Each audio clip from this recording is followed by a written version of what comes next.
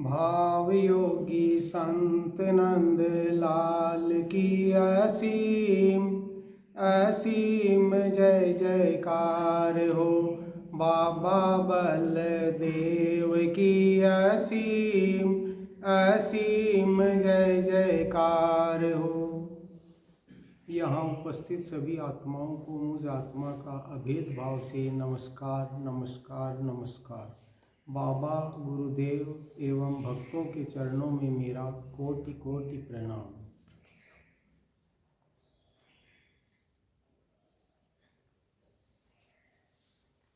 आज से पहले, सत्संग में जुड़ने से पहले, सत्संग का स्वाद चखने से पहले बच्चों का जन्मदिन मनाया है।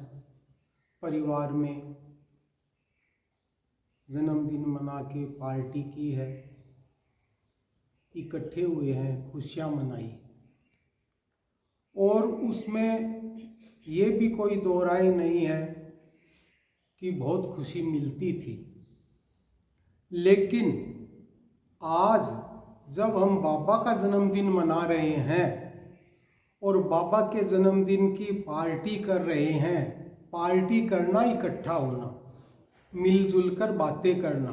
खाली पार्टी का ये अर्थ नहीं है कि भी खा लिया और हाथ धो के चले गए। आज बाबा का जो जन्मदिन मना रहे हैं, तो बाबा का जन्मदिन इसलिए हम मना पा रहे हैं कि बाबा को से किसी ने ये प्रश्न किया कि बाबा आपको इतना बड़ा, इतना महान किसने बनाया, आप इतने बड़े कैसे बने?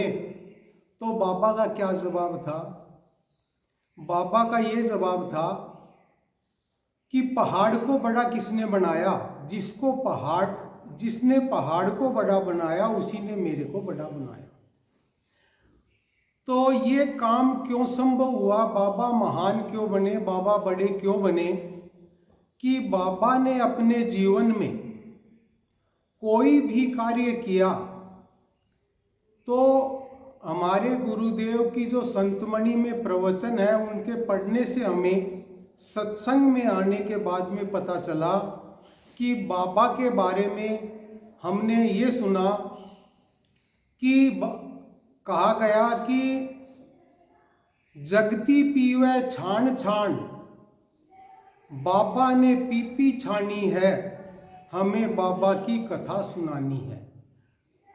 तो बाबा कभी भी महत्वाकांक्षी नहीं थे। महत्वाकांक्षी का मतलब है बड़ा होने की भावना, बड़ा होने की इच्छा। बाबा कभी महत्वाकांक्षी नहीं थे। बाबा ने तो सत्य को प्राप्त करने के लिए अपने सत्य भगवान से प्रार्थना की और बाबा ने सत्य को प्राप्त कर लिया और हमारे परवरदिगार बन गए। आज बाबा का जन्मदिन मना के इतनी खुशी हो रही है कि इससे पहले जो जन्मदिन मनाए वो सारे के सारे गौण हो गए।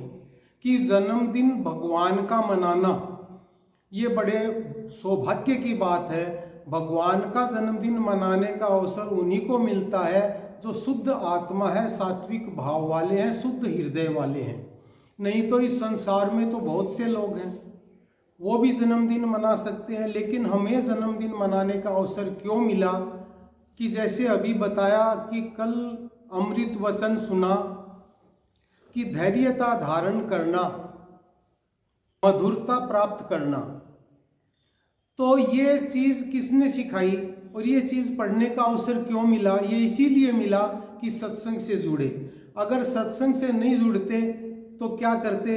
या तो छोटू मोटू की कोई कहानी पढ़ लेते या कोई उपन्यास पढ़ लेते और उसके अंदर अपने जीवन की, अपने इतिश्री समझ लेते कि भी हमारे को जो जीवन मिला इसी के लिए मिला, या खेल कूद के समय व्यतीत कर देते। लेकिन जैसे ही हमारे ऊपर गुरुदेव बाबा ने और गुरुदेव बाबा के भक्तों ने जो हमारे ऊपर कृपा की, तो हमें ये जो सत्संग का अमली जामा पहनाया, उसके बाद में जीवन जीने की कला आई। अब जीवन जीने की कला ऐसे आई कि आज जैसे मेरे को दो शब्द बोलने का अवसर मिला तो दो शब्द बोलने का अवसर मिला तो कोई हम छोटी मोटी बात तो कर सकते हैं दो दोस्त मिलके, लेकिन चार व्यक्तियों के सामने हम हमारे मन की कोई बात कहें, ऐसा अवसर नहीं मिला। और ऐसा अवसर अगर मिल भी जाता तो दिल की धड़कन बढ़ जाती। लेकिन सत्संग में आने के बाद में ये दिल की धड़कन तो बढ़ती है, लेकिन दिल की धड़कन इस बात के लिए बढ़ती है कि बाबा की, गुरुदेव के भक्तों की ज़्यादा से ज़्यादा बात हम औरों के सामने शेयर करें, औरों के सामने वितरित करें, औरों के सामने उनको बांट के और जीवन को खुशहाल बनाएं। तो आज बाबा के जन्मदिन पर गुरुदेव की कृपा से जो हमें आज ये अवसर मिला भाव योगी संत नंदलाल सदन में, जिसको सत्य सदन के नाम से हम सभी जानते हैं, तो हम तो बाबा से यही प्रार्थना करते हैं कि बाबा हमारे जीवन में हम तो हमेशा ही दिन प्रतिदिन आपका जन्मदिन मनाते रहें और हमारे जीवन को खुशहाली से भरते रहें। बाबा, गुरुदेव एवं भक्तों के चरणों में मेरा पुनः बारंबार नमस्कार नमस्कार नमस्कार।